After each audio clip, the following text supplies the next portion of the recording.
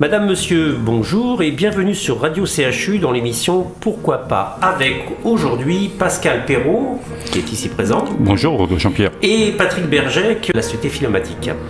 Monsieur Pascal Perrault est bordelais, partisan peintre, et il est un homme passionné par la photographie et plus particulièrement par les appareils photographiques. Ce collectionneur est devenu le créateur en septembre 2016 d'un musée de la photographie situé à Beau-Tyran. Bonjour Monsieur Perrault. Bonjour. Notre second invité est Patrick Berget, délégué général de la Société Philomatique, que de nombreux auditeurs bordelais et de la métropole doivent et se doivent de connaître. À la fois Monsieur Berget et la Société Philomatique, bien sûr. Nous nous sommes rendus au 66 rue de la Baie de l'Épée, siège de la Société, un temple dédié au savoir technique, aussi bien de la main que de l'esprit. Nous y avons retrouvé notre guide, qui n'était pas présent, mais remplacé par un jeune homme qui est directeur de la communication, et vous entendrez tout à l'heure son interview. Vous êtes bien sur Radio CHU, et toujours un grand merci à l'équipe de la radio, et un salut amical à vous, chers auditeurs. Qui sommes-nous ? Pourquoi pas anime le collectif des Amis du Clown Chocolat. Elle est adhérente de la Fédération française pour l'UNESCO et partage ses idéaux. Elle organise des événements artistiques et culturels variés autour des valeurs de fraternité et de citoyenneté à Bordeaux et en Gironde. La liste est déjà très longue. Nous travaillons actuellement sur un nouveau projet intitulé « Plantons un arbre de la laïcité au collège » avec notamment la FCPE et de nombreux autres partenaires. On en parlera et si vous voulez plus de renseignements, allez sur le site de l'association assopourquoipas.org. Vous êtes bien sur Radio CHU dans l'émission Pourquoi pas avec, aujourd'hui le délégué de la Société Philomatique et Pascal Perrault, collectionneur et créateur du musée de la photographie situé à Beau-Tyran. Ce que c'est beau, la photographie, les souvenirs sur papier glacé. Merci Jean-Pierre, merci au CHU de me recevoir. Ça fait vraiment plaisir d'être ici en ces lieux assez impressionnants mais radio agréable. Eh bien merci. Donc on s'est rencontrés là aussi, à l'origine c'était le Clown Chocolat. Qui a d'ailleurs scellé deux choses, une très belle intervention et puis notre amitié, cher Pascal. Tout à fait, c'était une belle rencontre pour une bonne cause à la base, mais je ne pensais pas qu'à l'époque qu'on déboucherait sur une amitié aussi sincère et puis durable. Voilà, et donc une amitié qui était aussi très fructueuse puisque à l'époque le Clown Chocolat n'était pas très très connu et on a fait une exposition magnifique à l'espace Saint-Rémy à Bordeaux, c'était déjà en 2014 me semble-t-il. C'est ça, 2014, ça passe vite. C'était juste avant mon projet dont on va parler un peu plus tard, une expo sur le Clown Chocolat et en même temps, moi, j'ai exposé du matériel cinéma qui m'a permis de rencontrer pas mal d'enfants et ça a été un peu révélateur pour le sujet qu'on va aborder dans quelques minutes, à savoir la création du musée. Donc le succès était là puisqu'il y a eu 1500 personnes je crois qui sont venues et parmi ces 1500 effectivement des scolaires, 300 enfants qui sont venus de différentes écoles de Bordeaux et c'est vrai que l'atelier photo était très prisé avec des projections de films d'ailleurs d'époque. Tout à fait. Alors moi, ce qui m'a un peu surpris, c'est que c'est vrai qu'on était plus à l'époque pour le Clown Chocolat à présenter du matériel cinéma. On a reçu 300 scolaires et la surprise, ça a été surtout de voir ces enfants qui arrivaient. Moi, j'ai représenté Charlot et pour eux, Charlot, ça leur disait rien. Et dès que j'ai passé les films, ils m'ont dit non, monsieur, ça c'est pas Charlot, c'est Charlie Chaplin. Et c'est eux qui avaient raison. Charlot est un personnage. Charlie Chaplin, c'est l'acteur. Et quand j'ai vu l'engouement de ces enfants face à Chaplin, d'ailleurs enfants et même adultes, parce qu'on a eu 1500 personnes. Mais je me suis dit, il faut faire quelque chose. Les instituteurs me demandaient, mais on ne peut pas avoir un endroit où on pourrait présenter ça aux enfants. Et bien sûr, l'idée germait dans ma tête, mais n'était pas encore existante. Et ce qui est fait maintenant, le musée existe depuis bientôt 2 ans. C'est le musée de la photographie du cinéma à Beau-Tyran, là où j'invite le nombre de personnes à venir nous voir, et surtout les enfants, parce que maintenant, ils pourront voir les Chaplin en direct. Oui, et même en plus, c'est qu'il y a un site sur lequel ils peuvent venir prendre des rendez-vous. Tout à fait. Ouais. Le site, on va le citer, c'est muséeatelierphotographie.jimdo.com. Oui, donc on le remettra sur Radio CHU, on relaiera bien sûr cette information. Donc oui, c'était une belle rencontre et c'est vrai que c'est à partir de là, on en avait beaucoup discuté à l'époque, de trouver un lieu et ça a été celui du musée des techniques de Beau-Tyran. Oui, alors c'était un peu un concours de circonstances, hein, suite aux expos temporaires que je fais régulièrement, en plus du musée, France 3, Nathalie Pinard est venue faire un reportage à la maison et m'a parlé du musée des techniques, et donc à Beau-Tyran. J'ai rencontré la personne, Marie-Françoise Micoulot, sur place, la responsable des lieux, qui m'a mis à disposition une grande salle où j'ai pu créer ce musée et depuis on se fait plaisir, on reçoit le week-end régulièrement du monde, des groupes et sur place, en plus du musée de la photo, on peut voir aussi le musée de l'aluminium, le musée des toiles de Beau-Tyran, la galerie des techniques, il y a un salon de thé, il y a de la place pour se garer, on est en pleine campagne et franchement c'est très agréable. Ah bah ça donne envie d'y aller, hein, c'est sûr. On va faire une petite pause musicale en attendant avec une chanteuse à la voix magnifique et agréable, toujours un hommage à la photographie des gens heureux pour essayer de leur ressembler. J'admire cet éclat dans leurs yeux, l'étudie pour le développer. Ah oui, bien sûr, vous avez reconnu Olivia Ruiz. C'est un petit clin d'œil, c'est une chanson qui s'appelle « Je photographie des gens heureux », ce qui est un peu le propre des photos que vous présentez, en plus, bien sûr, de ces appareils, parce qu'il y a beaucoup de photos qui sont des photos de cinéma. On en parlait tout à l'heure, des images de films qui parsèment par-ci, par-là votre salle d'exposition. Tout à fait. Alors, le musée, c'est plus de 1000 appareils photo exposés, à la fois appareils photo, matériel de cinéma, projecteurs, caméras, mais aussi tout ce qui est lanterne magique, hein, le pré-cinéma, donc bien sûr avant la photo, avant le cinéma. C'est aussi des affiches de cinéma, des photos de films, des expos assez spécifiques, comme l'expo Bernadette Soubirous. Mais c'est assez spécial, il faudrait venir voir sur place le pourquoi du comment, je ne dis pas plus, mais c'est un peu un miracle. Un miracle, oui. Il y a après aussi, en plus du musée, j'aime rencontrer la foule, hein, c'est agréable pour moi, suite d'ailleurs à l'expo du Clown Chocolat. Donc régulièrement on fait avec le musée des expos itinérantes et temporaires, à savoir au mois de mars on fait les printemps photographiques de Pomerol, au mois d'avril là il y a Beau-Tyran, au mois de juin, début juin, il y aura l'expo Label Soulac 1900 où je vous invite à venir tous les premiers week-ends de juin où la ville de Soulac revient en 1900. Au mois d'octobre c'est le festival photo de Gruissant dans l'Aude. Donc on essaye à chaque fois de présenter ce musée parce que bon bien sûr si on veut attirer de la foule, il faut aller les chercher. Ce qu'il faut dire, c'est que tout ça, c'est du bénévolat. Vous avez un métier, hein, vous êtes artisan peintre, mais tout ce que vous me développez là, c'est une passion qui est chronophage parce que ça vous oblige à être présent très régulièrement au musée de Beau-Tyran et c'est pas toujours facile, d'autant que en plus, comme vous venez de le dire, vous allez faire des expositions un petit peu partout en France et qui donc vous occupent largement. Tout à fait. Alors moi l'idée, je suis collectionneur à la base, hein, j'avais créé l'association Appareils photographiques 150 ans d'histoire pour justement créer ces expositions et surtout partager ce patrimoine français, ce patrimoine historique. La photographie est une invention française comme le cinéma. Et il faut savoir que dans la région, on a Louis Ducos du Huron qui est né à Langon et qui est l'inventeur de la photographie. Couleur, personne ne le sait, je trouve ça un peu dommage.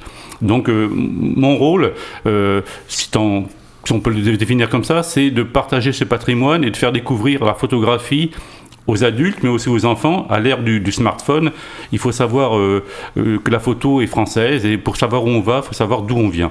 Eh ben c'est vraiment un gros programme qui d'ailleurs devait nous demander un petit peu de souffler. Enfin, on va souffler un petit peu parce que c'est tellement dense que on va mettre un peu de musique et une autre grande dame de la chanson. Après avoir eu Olivia Ruiz tout à l'heure, notre femme chocolat, on vous laisse la place à une autre grande dame de la chanson. Si la photo est bonne, juste en deuxième colonne, le voyou du jour qui a une petite gueule d'amour dans la rubrique du vice et l'assassin de service qui n'a pas du tout l'air méchant, qui a plutôt l'œil intéressant, coupable ou non coupable, s'il doit se mettre à table, oh dites-lui qu'il vienne pour se mettre à la mienne. Et oui, la photo est bonne, chère Barbara. Souvenir en noir et blanc pour l'image et des couleurs dans sa voix si chaude. Donc vous êtes bien sur Radio CHU dans notre émission Pourquoi pas avec aujourd'hui Pascal Perrault, qui est le créateur du musée de la photo du Sud-Ouest, situé au musée des techniques de Beau-Tyran, à 2 pas de Bordeaux. Un lieu presque campagnard qui, le week-end, vous fera une occasion de vous informer, de vous cultiver et de trouver un monsieur passionné qui est Pascal, qui d'ailleurs a d'autres projets là pour les semaines qui viennent. Oui, alors bien sûr, les projets, j'en ai toujours, parce que bon, être sur le musée, sur place, et faire découvrir les objets, c'est une chose, mais comme je disais tout à l'heure, aller transporter une partie du musée dans des villages, dans des villes, dans des expositions, dans des espaces culturels, c'est autre chose, c'est rencontrer un public qui ne viendrait pas spécialement au musée, qui viennent souvent parce qu'ils viennent voir des expos photos, et on s'est aperçu que finalement, les gens allaient souvent voir des expos photos, s'intéressaient pas au matériel parce qu'ils ne connaissaient pas, et finalement une fois sur l'expo de photos, et puis ils ont tendance à vite dévier voir ce matériel. Quand ils voient un appareil photo qui pèse près de 80 kg, qui a presque 150 ans, ils me posent des questions. La première question, c'est est-ce que ça marche encore? Après, est-ce que ça marchera toujours? Bien sûr, ça marchera toujours. C'est tellement, je dirais, tellement simple d'utilisation. On déclenche, contrairement à ce qu'on fait maintenant. Je ne suis pas sûr que le smartphone que vous avez aujourd'hui dans votre poche marchera dans 150 ans. Ah, ça c'est une autre question, on ne sera peut-être pas là pour le voir. Dans 150 ans, je ne pense pas. Non. Donc Pascal, moi j'aimerais bien, par curiosité, vous poser quelques questions un peu, pas indiscrètes, mais bon, comme ça à brûle pour point. Alors, on parlait là de 150 ans tout à l'heure, mais quel est l'appareil le plus ancien? L'appareil le plus ancien, il date de 1860. C'est un appareil photo que j'ai récupéré à Lourdes, qui appartenait à Philippe Viron, et qui, à mon avis, alors ça n'engage que moi, mais il date de l'époque où Philippe Viron a fait des photos de Bernadette Soubirous. Donc, d'où l'explication de tout à l'heure. C'est pas un miracle du tout. C'est pas un miracle du tout. Ouais. Et j'ai eu la chance de récupérer pas mal de plaques en verre et de photos de l'époque où on voit la construction de Lourdes, mais on voit aussi Bernadette Soubirous et l'importance des photographes déjà dès le 19e siècle, à cette époque-là, où, à mon avis, en 4 mois d'apparition, on en parle encore aujourd'hui. 4 mois d'apparition de qui, pardon? De Marie. Marie, c'est pas ma fille, là, c'est pas la même.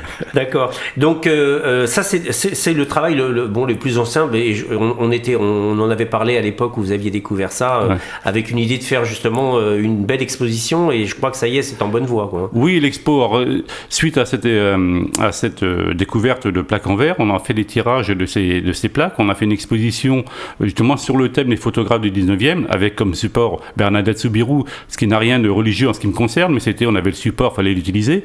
Et puis finalement, on s'aperçoit que les gens ils s'attachent à ça, parce qu'ils posent beaucoup de questions, comment on a pu voir ces plaques et tout. C'est le fait du hasard, mais ils s'intéressent vraiment beaucoup à ce genre d'exposition. Alors une autre question comme ça, toujours à brûle pour point, et quel est l'appareil qui a le plus de valeur pour vous? Alors moi, l'appareil, c'est un appareil que j'ai cherché pendant près de 18 ans. C'est un Zeiss Ikon, c'est la marque. Et le modèle, c'est le Contaflex TLR. C'est un appareil de 1935, premier appareil photo à cellule, et c'est le Graal du collectionneur. Eh ben voilà, j'apprends des choses. Hein. Et au niveau sentimental, alors? Sentimental, je dirais, c'est peut-être celui que j'ai pas encore. D'accord. Et le plus rare? Le plus rare, il y en a quelques-uns. Alors, le Contaflex fait partie des plus rares de la collection. J'ai certains modèles qui ont été à 300, 2000 exemplaires, mais c'est pas les plus rares qui ont pour moi le plus de valeur. Je dirais que le plus important, c'est celui qui apporte le plus d'émotion aux visiteurs. Très bien. Et donc, celui qui est le plus cher, c'est peut-être un peu le même, non? Ça peut être un peu le même, oui, c'est ça, tout à fait. Mais en vérité, c'est pas le plus cher qui interpelle le plus les gens, finalement. C'est surtout celui le plus populaire qui interpelle les gens, parce qu'ils redécouvrent... bien sûr, leur propre souvenir. Tout à fait. Ça. Tout à fait. Et merci beaucoup, Pascal, qui nous a fait le plaisir de venir. Pascal Perrault. Le site web j'aimerais bien qu'on le rappelle. On va le rappeler. Alors, c'est musée atelier photographie.jimdo.com. Voilà, donc on le remettra bien sûr sur Radio CHU, hein, vous le verrez. La deuxième partie de l'émission, c'est un entretien avec Patrick Berger, mais malheureusement qui n'est pas là, qui est remplacé par Clément Duquerrois de la Société Philomatique. Et c'est vrai qu'on en parlait tout à l'heure ensemble, il y a des parallèles entre cette technique de la photographie qui est un petit peu parallèle à la naissance de la Société Philomatique, et pourquoi pas un jour réaliser une exposition dans ces locaux de centre-ville. Avec grand plaisir. Il y a des parallèles techniques entre autres. Hein. La deuxième partie de l'entretien, nous sommes allés dans les locaux de la Société Philomatique dernièrement. Patrick Berger était occupé professionnellement, il était indisponible. Et donc c'est Clément Duquerrois qui est chargé de communication, qui nous présente la Société Philomatique d'hier, d'aujourd'hui et bien sûr de demain. On lui laisse la parole.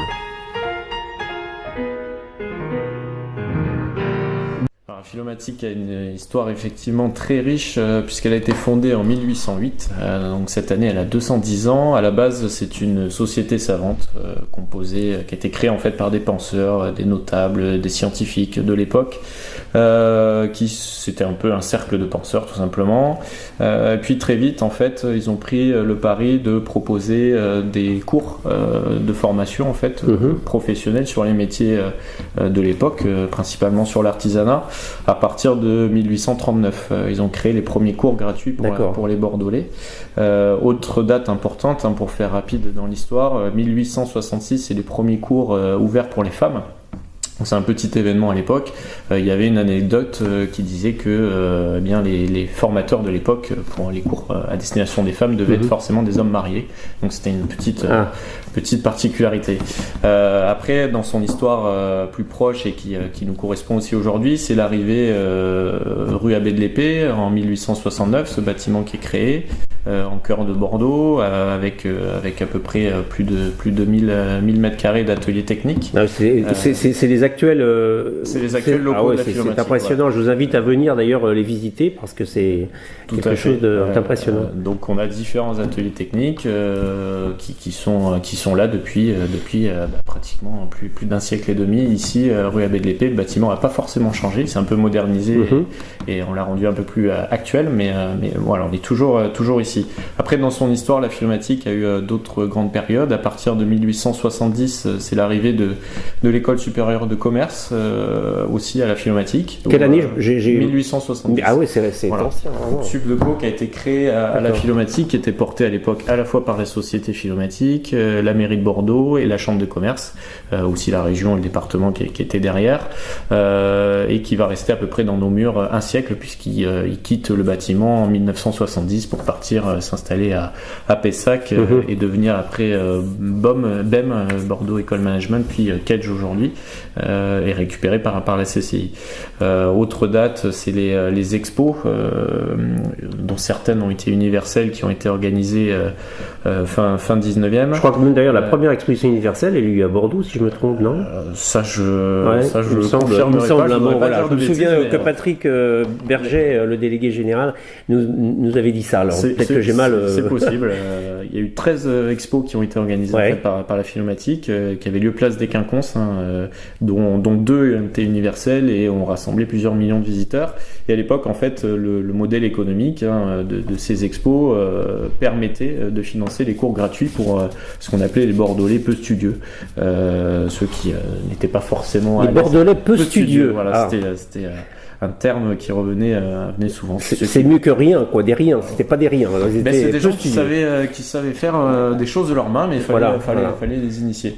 Et puis c'était très intéressant de voir à l'époque, en fait, à la fois donc les côtés métiers artisanaux, d'un côté la menuiserie, la ferronnerie, et choses parce comme que ça. Je crois justement c'est l'intelligence de la main et conjuguée à l'intelligence de l'esprit. Les deux sont liés. Exactement, puisqu'il y a aussi une histoire particulière entre les métiers manuels et la recherche d'excellence aussi, liée à l'intelligence de la main, puisque la philo a formé dans son histoire plus de 118 meilleurs ouvriers de France. C'est ça, oui. Et d'ailleurs, si vous visitez les locaux, je crois qu'il y a un panneau qui reprend tous les meilleurs ouvriers de France passés par la philomatique, dont notamment 52 rien qu'en menuiserie.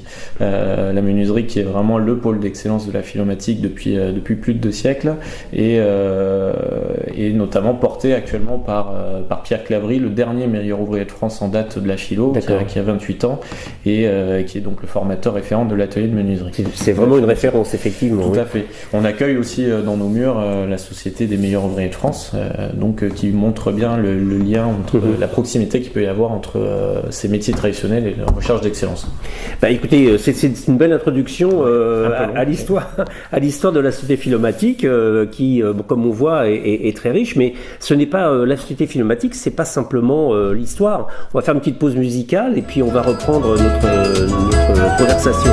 Alors je vous rappelle, vous êtes sur Radio CHU dans notre émission Pourquoi pas, avec aujourd'hui Clément Duquesroy, qui est le chargé de communication de la Société philomatique et qui nous fait la gentillesse de nous recevoir un petit peu au débeauté, parce que Patrick Berger est aujourd'hui occupé à d'autres tâches administratives et professionnelles. Donc Clément, merci encore, et donc on va aborder maintenant une phase qui est celle de cette modernité de la société philomatique, parce qu'elle a travaillé, on l'a vu dans la première partie, sur l'histoire, sur les techniques et le développement de celle-ci. Maintenant, on est dans une autre phase, et là, vous attaquez directement la réalité technique du moment, c'est-à-dire... c'est l'éducation et l'emploi. Voilà. Aujourd'hui, on a 2 cœurs de métier. On a la formation professionnelle, donc avec des formations diplômantes, certifiantes,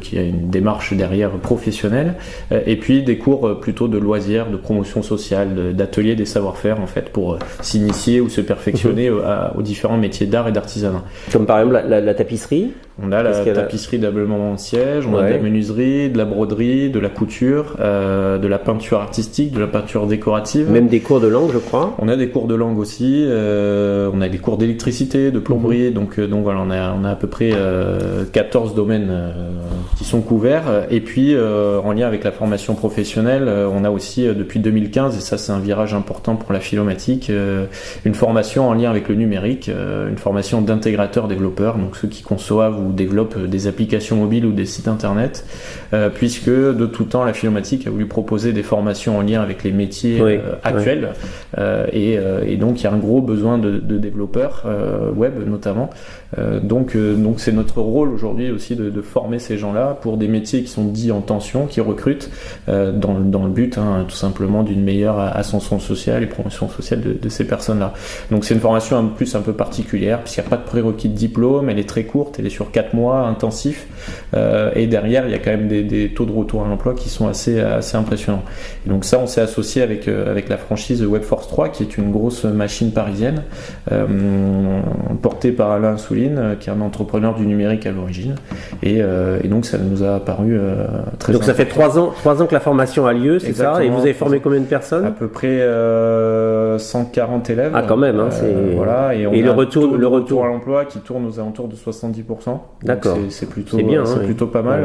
On n'a pas les mêmes taux de retour à l'emploi pour certains autres métiers, on va dire plus traditionnels, à part la menuiserie qui fonctionne aussi très très bien, où il y a un taux de retour à l'emploi très intéressant. Oui, parce que aussi les autres ateliers, alors j'ai vu que la couture aussi était très très important, parce qu'il y a beaucoup de jeunes gens et de jeunes filles qui viennent là prendre des cours. Tout à fait. Cette année, en couture, pour notre CAP, on a créé un deuxième CAP, ce qui fait qu'on est un des rares centres en France de formation professionnelle à proposer les 2 CAP qui peut exister en couture, à la fois le couture flou et le couture tailleur, et on a à peu près cette année 35 personnes qui sont en formation professionnelle, et il n'y a pas que des femmes en couture, c'est bien de le rappeler aussi. C'est ce que je sais, y compris pour la menuiserie, on n'a pas que des hommes, voilà, c'est assez intéressant. Et d'ailleurs, c'est ce qu'on disait dans la première partie, c'est-à-dire que ça a été une école de formation d'abord ouverte aux femmes aussi, qui était une des précurseurs de cette ouverture, donc bravo à la Société philomatique. Je rappelle donc le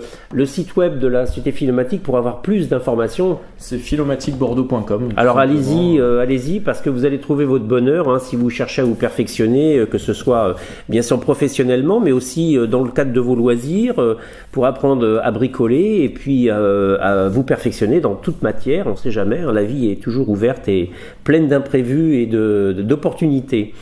Donc je rappelle que nous sommes là aujourd'hui pour aussi une autre raison, c'est que on a un passé commun avec le Clown Chocolat, puisque les premiers à nous avoir aidés, ce qui prouve leur sensibilité à ce qui se passe dans la cité, ça a été la Société Philomatique qui a mis à disposition ses locaux, des aides diverses, et comme elle le fait aujourd'hui avec La Ruche. Donc on va en parler en conclusion de notre entretien après un petit morceau de musique pour se détendre.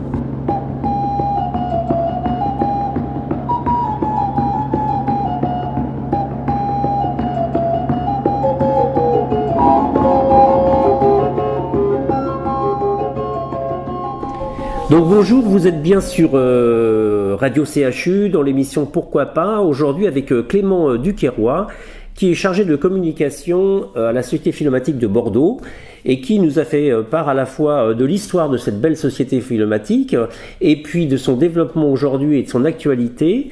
Et donc là aujourd'hui nous parler du troisième volet, à savoir que c'est aussi dans ces locaux que La Ruche dont il va nous parler, est accueilli et reçoit beaucoup d'associations, de créateurs de créateurs d'entreprises futures. La Ruche en fait est un espace de coworking qui sont spécialisés sur l'économie sociale et solidaire, donc ils sont sur de l'innovation sociale, des projets d'intérêt général la plupart du temps, à destination des jeunes ou à destination par exemple des publics en difficulté comme des réfugiés politiques ou d'autres personnes de ce type-là. Et donc effectivement on accueille depuis 2014 La Ruche au sein de la Société Philomatique, née d'un partenariat entre la Philo et Bruno Imbert qui porte La Ruche au niveau national. Et donc on a des actions communes qui se développent un petit peu ces dernières années pour porter justement cet intérêt général qui est une valeur importante de la Société Philomatique et qui rejoint aussi les valeurs de La Ruche. Et puis ça permet justement de recoupement comme ça entre les différentes activités. Et puis vous faites beaucoup de choses au niveau culturel aussi, des expositions ou des animations ou des rencontres ou des débats, je crois, puisque comme je disais tout à l'heure avec le Clown Chocolat, on a bénéficié de vos locaux et de votre aide pour cela. Donc c'est donc des opportunités intéressantes et moi je vous invite à venir à la Société Philomatique déjà pour vous informer, pour visiter les locaux de cette grande maison, je disais tout à l'heure, un temple dédié au savoir en quelque sorte en plein cœur de ville et où vous allez retrouver par exemple un jeune homme comme Clément Duquerrois qui est passionné par son travail. Et écoutez, cher Clément Duquerrois, merci beaucoup. On se retrouvera, je l'espère, et puis longue vie à la Société Philomatique et chers auditeurs, les meilleures choses pour vous. Nous nous retrouvons dans quelques minutes sur Radio CHU dans l'émission Pourquoi pas avec. Nous nous retrouvons sur Radio CHU dans l'émission Pourquoi pas avec Pascal Perrault, après cet entretien que nous avons eu à la Société Philomatique. Avant de nous quitter, Pascal, pourriez-vous faire une citation d'un grand photographe qui vous a inspiré ? Oui, bien sûr, on va citer Robert Doisneau, et sa phrase emblématique, c'est « Si je savais faire une bonne photo, je le ferais à chaque fois ».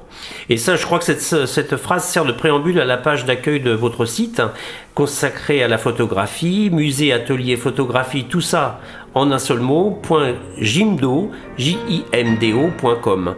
Donc nous avons été ravis de vous recevoir et de vous faire partager, madame, monsieur, cette émission sur Radio CHU, pourquoi pas avec, et nous vous adressons un salut amical tout en présentant nos remerciements personnels de la radio. Et un grand merci aux musiques et aux musiciens qui sont venus nous distraire pendant cet entretien. Merci.